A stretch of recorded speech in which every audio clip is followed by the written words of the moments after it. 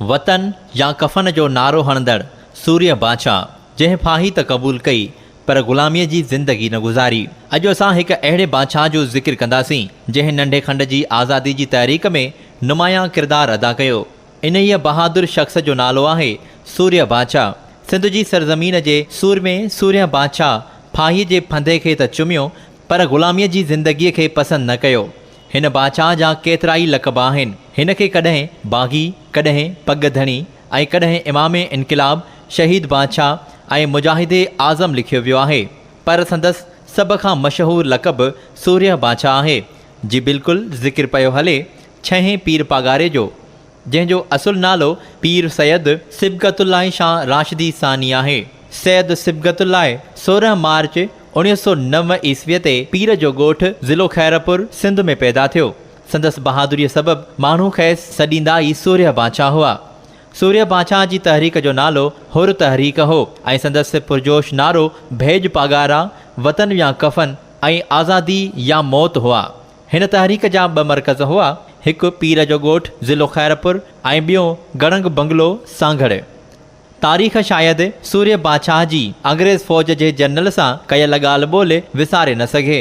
अंग्रेज़ जनरल चयो, असां तव्हांखे खैरपुर रियासत ॾियूं था, आज़ादीअ जी ॻाल्हि छॾे ॾियो। सूर्य बादशाह चयो, मुंहिंजे जिस्म में हुसैनी खून आहे, का बि सौदेबाज़ी न कंदुसि। बरतानवी जनरल चयो, सर जो लक़ब वठो ऐं हिकु बंदूक बि असांजे तरफ़ां तोहफ़े में हूंदी। सांगड़ बि तुंहिंजो, खैरपुर बि तुंहिंजो, बसि रुॻो हुरनि खे जंगबंदीअ जो हुकुम करियो। सूर्य बादशाह चयो, असां वटि हथियार बि तमामु घणा आहिनि ऐं लक़ब पीर पागारो काफ़ी आहे। सांगड़ ऐं खैरपुर न, पर सॼी सिंध खे आज़ादु कराईंदुसि। बरतानवी जनरल चयो, बग़ावत जी सज़ा मौत आहे। सूर्य बादशाह चयो, शहादत असांजे सिर जो ताज आहे ऐं उनखे अॻिते वधी पाइणु असांजी रिवायत आहे। हीअ ॻाल्हि वाज़िह कंदो हलां त नंढे खंड में अंग्रेज़नि जी लॻभॻि 400 सालनि जी हुकूमत दौरान फ़क़ति सिंध में ई मार्शल लॉ लागू कयो वियो। इहो मार्शल लॉ अंग्रेज़नि पंहिंजे ख़िलाफ़ बग़ावत खे कुचलण ऐं इन बग़ावत जे बानी ऐं अॻवान सूर्य बादशाह खे सज़ा ॾियण जे लाइ लागू कयो हो। इन हरकत मां बख़ूबी अंदाज़ो लॻाए सघिजे थो त इहा बग़ावत केतिरी ताक़तवर हूंदी, जंहिंखे कुचलण लाइ सिंध में मार्शल लॉ लागू कयो वियो, जंहिंखे सिंध असेंबली 20 मार्च 1942 ईस्वीअ ते हुर एक्ट नाले बिल पास करे लागू कयो। इहा तारीख़ जी सितम ज़रीफ़ी आहे त जंहिं इजलास में इन्हनि इनक़िलाबियुनि ख़िलाफ़ मार्शल लॉ लागू कई वई, उन में सिंध जा तमामु मोतबर अॻवान शहीद अल्लाह बख़्श सूमरो, शेख अब्दुल मजीद सिंधी, ग़ुलाम हुसैन हिदायतुल्लाही शामिल हुआ। सिंध जे सिर्फ़ 4 ज़िलनि में हज़ारे सिपाहियुनि खे मुक़ररु कयो वियो ऐं हवाई जहाज़नि ज़रिए बमबारी कई वई ऐं हज़ारे होरनि खे पंहिंजे ख़ानदाननि समेत जेलनि ऐं कैंपुनि में क़ैद कयो वियो। सूर्य बादशाह खे आख़िरी भेरो 24 अक्टूबर 1941 ईस्वीअ ते गिरफ़्तार कयो वियो। होरनि जी सख़्तु मज़ाहमत खे ॾिसंदे बरतानवी सल्तनत 20 मार्च 1942 ईस्वीअ ते सिंध में मार्शल लॉ लागू करे छॾियो। उन वक़्तु ॿीं आलमी जंग पंहिंजे उरूज ते हुई। हिकु तरफ़ हिटलर ऐं जापान जे जनरल जा अंग्रेज़नि ते वॾा हमला थी रहिया हुआ त हिते सिंध में वरी सूर्य बादशाह ऐं संदसि हुर अंग्रेज़ फ़ौज जे साम्हूं रुक जी दीवार बणिजी बीठा हुआ। सूर्य बादशाह जी अॻवानी में हुरनि केतिरा भेरा अंग्रेज़नि ख़िलाफ़ जहाद कयो ऐं सिंध ते कब्ज़े खां पोइ बि अंग्रेज़नि खे घणो वक़्तु चैन सां वेहणु न ॾिनो। पोइ इहो वक़्तु बि आयो जॾहिं अंग्रेज़ सरकार सूर्य बादशाह जे ख़िलाफ़ बग़ावत जो केस हलायो। मुक़दमे जे दौरान अंग्रेज़ सरकार सूर्य बादशाह खे पंहिंजे केतिरनि ई एजेंटनि ज़रिए पैगाम मोकिलियो त हू सरकार खां माफ़ी घुरे, पोइ खेसि माफ़ी मिली सघे थी। अहिड़ीअ तरह फाहीअ खां बि बची सघे थो, पर सूर्य बादशाह फ़क़ति हिकिड़ो ई जवाबु ॾिनो जेको तारीख़ में हमेशह लाइ महफ़ूज़ आहे। सूर्य बादशाह जो जवाबु हुयो त शहादत असांजो ताज आहे, असां लाइ इनखे अॻिते वधी पाइणु इबादत आहे। असां सभु आज़ादी चाहियूं था ऐं इहो को ॾोह नाहे। असां ज़ालिम खां माफ़ी वठण जो तसवुर बि नथा करे सघूं। असां सिर्फ़ अलाह खां गुनाहनि जी माफ़ी घुरूं था। सिंध धरतीअ जे हिन बहादुर पुट ते जॾहिं फ़ौजी अदालत में केस हलियो त हिन अंग्रेज़नि खां बेज़ारी वारो अंदाज़ अख़्तियार कयो ऐं अहिड़ो एहतिजाज रिकॉर्ड करायो जेको आज़ादी पसंदनि ऐं मुजाहिदनि जे शान वटां हो।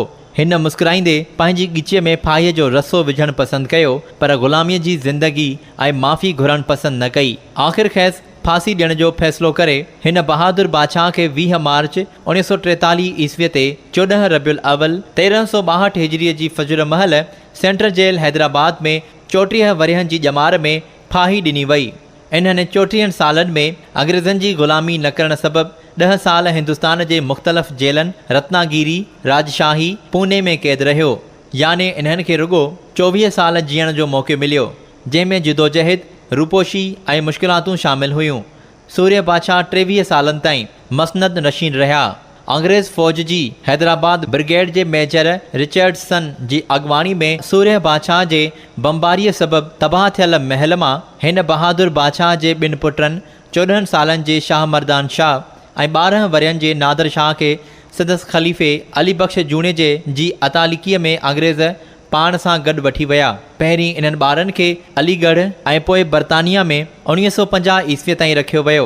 अंग्रेज़ सरकार पंहिंजे इक़्तिदार खे बचाइण लाइ सूर्य बादशाह समेत हज़ारे बेगुनाह माण्हुनि जे रत सां नाहक पंहिंजा हथ रंगे छॾिया, पर कुदरत सूर्य बादशाह ऐं संदसि बेगुनाह साथियुनि जो बदिलो वरितो।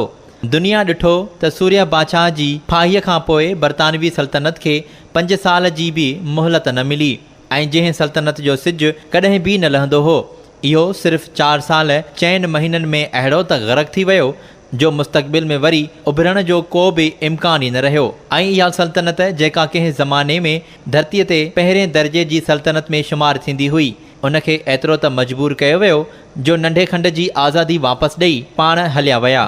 हुर्र हिकु अहिड़ी क़ौम आहे जंहिंजा नसुल अंग्रेज़नि जे घेरे में आयल खारदार तारुनि जे बस्तियुनि में पैदा थिया ऐं वॾा थिया। इन्हनि मां केतिराई अॼु बि ज़िंदा आहिनि जिन पाकिस्तान जो झंडो पहिरियों भेरो क़ैद खाननि मां फड़कंदे ॾिठो हो। वतन या कफ़न जो नारो बुलंद कंदड़ हिन अज़ीम सूर में सूर्य बादशाह पंहिंजे हुर जमायत सां गॾु हिन सरज़मीन जी आज़ादी लाइ जान बि क़ुर्बान कई, पर हिन न सिर झुकायो ऐं न ग़ुलामी क़बूल कई। जॾहिं हिन खे फांसी ॾिनी वई त अंग्रेज़नि खे डपु हो त हीउ जीअरे खां वधीक ख़तरनाक साबित थींदो। इन करे ख़ैस फांसी ॾियण खां पोइ नामालूम हंधि दफ़न कयो वियो त जीअं आज़ादी पसंदनि खे संदसि आख़िरी आरामगाह जी ख़बर बि न पवे, न त आज़ादीअ जो शोलो हमेशह जलंदो रहंदो। हिकु वॾो अलमियो इहो आहे त संदसि लाश गुम कयो वियो ऐं अॼु ॾींहं ताईं कंहिंखे बि ख़बर नाहे त आज़ादी जे हिन मुजाहिद जो लाश किथे दफ़न थियल आहे।